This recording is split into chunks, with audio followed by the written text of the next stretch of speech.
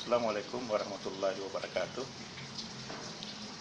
Kembali kita ketemu uh, di pagi hari ini. Kita akan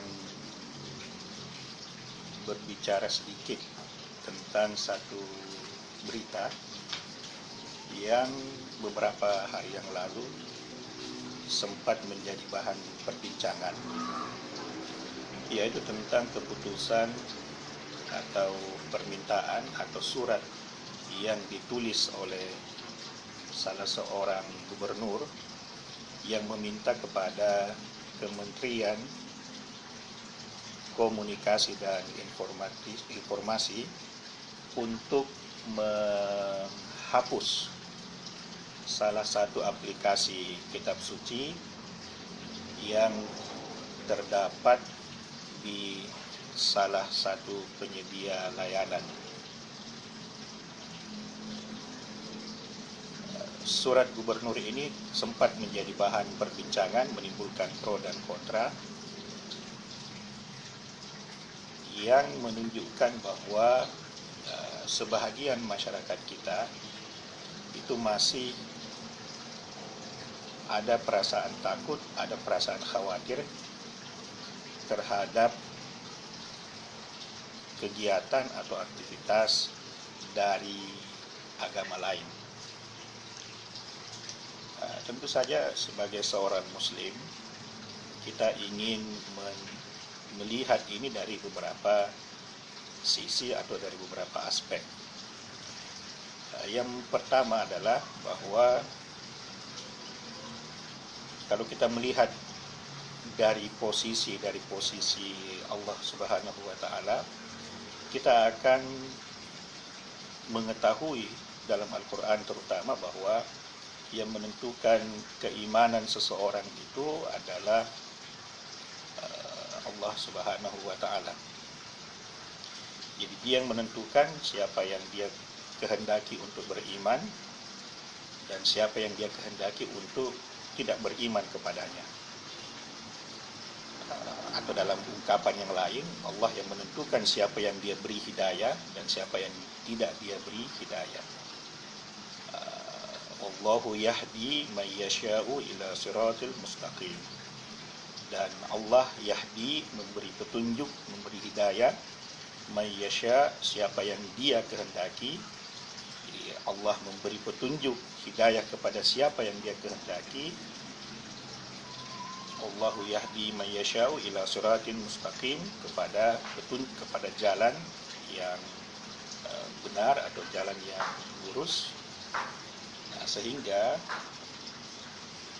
hak mutlak Allah tersebut tidak ada yang bisa mengganggunya atau menggugatnya. Itu dari satu sisi. Dari sisi kita sebagai manusia, sebagai seorang muslim, kita berpikir bahwa kebenaran itu kita peroleh melalui suatu proses, suatu perjalanan. Biasa kita dengar ada ungkapan atau ada istilah perjalanan spiritual. Itu merupakan suatu proses, suatu upaya di mana kita mencari kebenaran. Kita mencari siapa diri kita yang sebenarnya. Nah, tentu di hadapan kita tersedia beberapa pilihan atau banyak sekali pilihan. Mau beriman kepada satu Tuhan, mau beriman kepada 2, 3, 4, 5 Tuhan, mau tidak percaya kepada Tuhan pun, itu pilihan-pilihannya terserah di diri kita. Kita yang melihat, kita yang menentukan, kita yang menimbang, kita yang mempelajari, dan pada akhirnya kita nanti akan memilih apa yang kita yakini atau siapa yang kita percayai. Itu sisi kedua. Di sisi ketiga, sebenarnya para pemuka agama itu tidak punya hak atau tidak punya otoritas, tidak punya kewenangan untuk menghalangi atau menentukan apa yang dibaca atau apa yang dilihat atau apa yang didengarkan oleh jemaahnya atau oleh saudara-saudaranya.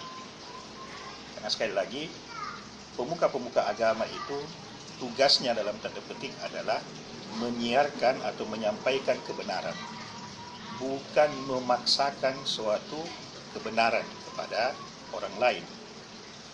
Nah, sehingga posisi semua pemuka-pemuka agama itu seharusnya dan sebenarnya setara.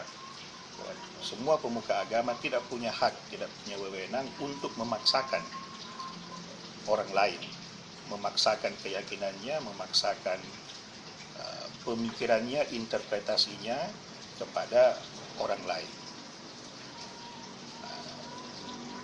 Ini yang menjadi titik-titik atau poin-poin yang bisa kita komentari terhadap berita yang kita dapat bahwa seorang pejabat publik, salah seorang gubernur itu bersurat kepada Kementerian Informasi supaya menghapus, ya, meminta untuk menghapus salah satu aplikasi kitab suci berbahasa daerah di salah satu penyedia layanan digital. Nah, dari sini kemudian kita melihat bahwa sebagai seorang muslim, kalau kita percaya 100% terhadap Al-Quran, dan seharusnya kita percaya 100% terhadap Al-Quran, maka kita tidak akan takut, kita tidak akan khawatir ketika kita membaca kitab-kitab yang lain, ketika kita mempelajari ideologi-ideologi yang lain. Karena kita sudah menganggap bahwa Al-Quran itu datang dari Allah, bersumber dari Allah yang Al-Haq, dan karena itu Al-Quran adalah hak. Al-Quran adalah kitab yang mengandung kebenaran 100%, tidak dicampuri dengan kebatilan.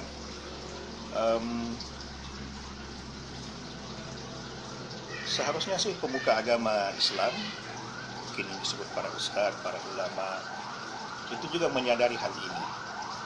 Nah, di sisi lain, kalau kita ingin berargumen bahwa kita tidak nanti atau jangan-jangan umat Islam berkurang jumlahnya, kemudian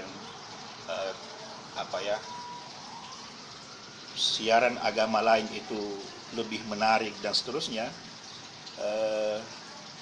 saya rasa atau saya pikir tidak perlu kita khawatir. Karena itu tadi, dasar kita adalah, kalau kita pemuka agama, dasar kita adalah, atau tugas kita adalah bukan memastikan saudara kita beriman atau tidak, bukan menjaga saudara kita beriman atau tidak, tetapi tugas kita adalah menyampaikan kebenaran, atau mungkin lebih sedikit kita mau tekankan, mengingatkan kebenaran, dan bukan memaksa. Kita tidak punya, sekali lagi, power, kekuatan, otoritas untuk memaksakan satu keinginan kita kepada saudara-saudara kita sesama muslim. Mereka berhak membaca apapun yang mereka inginkan, apalagi kalau kondisi mereka adalah sedang dalam proses mencari kebenaran yang sejati. Mereka dalam proses menemukan siapa diri mereka sebenarnya. Dan proses ini, perjalanan ini tentu sebaiknya dilalui oleh semua orang Islam, sehingga dia akan sampai pada satu keputusan bahwa yang benar itu adalah Al-Quran, yang benar itu adalah Tuhan yang esa, yang benar itu adalah sistem hidup Islam. Nah, kalau keyakinan tersebut, keyakinan bahwa Al-Quran yang benar, keyakinan bahwa Allah itu tunggal esa, Tuhan itu tunggal, kemudian keyakinan bahwa Islam adalah the best way of life, gaya hidup yang paling benar, yang paling sesuai, maka seharusnya tidak ada lagi kekhawatiran pada dirinya ketika dia mengeksplorasi ideologi-ideologi yang lain, atau ketika dia membaca kitab-kitab suci agama yang lain. Dan sebaiknya inilah yang menjadi tugas para pemuka agama, untuk lebih meyakinkan saudara-saudaranya atau jamaahnya bahwa Al-Quran itu the word of God, firman-firman Allah, bahwa Al-Quran itu pure 100% true, bahwa Al-Quran itu murni kebenaran, 100% kebenaran. Karena dia merupakan firman Allah Subhanahu wa Ta'ala. Itu menjadi tugas para pemuka agama Islam untuk meyakinkan saudara-saudaranya, meyakinkan jamaahnya supaya makin yakin dengan Al-Quran dan tidak lagi takut, khawatir kalau ada ideologi-ideologi atau ada kitab-kitab suci yang masuk, berupaya untuk dalam tanda petik berdakwah kepada umat Islam. Karena kita yakin bahwa umat Islam ini paham Al-Quran, mengerti Al-Quran, dan insya Allah tidak akan tergoyahkan meskipun banyak ideologi-ideologi lain yang mencoba untuk masuk kepada diri kita. Nah, kalau kita masih ragu, masih khawatir tentang kuat atau lemahnya keimanan jamaah kita, tentu itu kita pertanyakan adalah diri kita, atau kita pertanyakan umat Islam. Kenapa bisa lemah? Kenapa bisa takut? Kenapa bisa khawatir? Karena kalau kita baca Al-Quran, ada satu ayat di mana justru yang seharusnya takut itu adalah orang kafir, orang-orang yang menyembunyikan kebenaran. Orang-orang yang menyembunyikan kebenaran ini takut kalau Al-Quran itu didengar oleh orang lain, didengar oleh sesamanya orang-orang yang menyembunyikan kebenaran. Jadi kalau kita umat Islam yang khawatir terhadap ideologi atau kitab suci yang lain, justru menjadi suatu hal yang agak aneh. Sekali lagi dasarnya kalau kita baca Al-Quran, paham Al-Quran, kalau kita, saya pikir itu yang bisa saya sampaikan menanggapi atau merespon berita bahwa seorang pejabat publik itu meminta untuk menghapus salah satu layanan aplikasi kitab suci berbahasa daerah. Tentu saja ini namanya pro dan kontra, Anda bisa setuju, Anda bisa tidak setuju dengan apa yang saya sampaikan. Tetapi apapun itu, pesan saya adalah bahwa kalau kita seorang Muslim, maka menjadi tugas kita untuk mendalami Al-Quran. Itu tugas kita untuk belajar Al-Quran lebih dalam, tentu saja belajar bahasa Arab, supaya kita tidak menjadi beban kekhawatiran dari ustadz-ustadz kita, dari ulama-ulama kita, kiai-kiai kita. Kalau ada yang khawatir, kita bisa menyeberang atau pindah keyakinan atau pindah agama. Ya, terima kasih telah menonton, telah menyimak. Semoga kita semua tetap berada dalam lindungan Allah Subhanahu wa Ta'ala. Ada salah satu doa yang populer yang biasa diucapkan ketika khatib di mimbar Jumat, Rabbana la tuzigh qulubana ba'da idh hadaitana. Wahai Tuhan kami, Rabbana la tuzigh qulubana, janganlah engkau mengubah kecenderungan hati kami kepada kesesatan, tentunya ba'da idh hadaitana, setelah engkau memberikan petunjuk. Nah, itu adalah doa yang sering sekali dibaca, Rabbana la tuzigh qulubana ba'da idh hadaitana. Itu yang bisa kita lakukan. Kita selalu memohon pertolongan Allah. Sekali lagi terima kasih telah menonton, telah masuk ke channel ini. Semoga kita semua selalu sehat dan selalu berada dalam hidayah. Wallahu waliyul muttaqin. Allah adalah wali bagi orang-orang yang bertakwa. Assalamualaikum warahmatullahi wabarakatuh.